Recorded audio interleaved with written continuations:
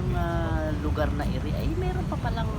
napakaganda at napakatahimik at napakaaliwalas na pasyalan ng ating mga kababayan sa kasalukuyan mga idol. Talaga namang napakalinis at berdeng-berdeng kulay ng kapaligiran at talaga namang tahimik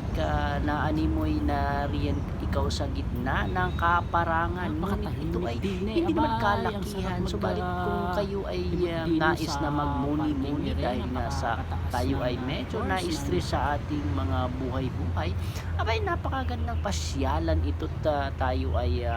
mag muni-muni din, tahimik at tila mga ibon lamang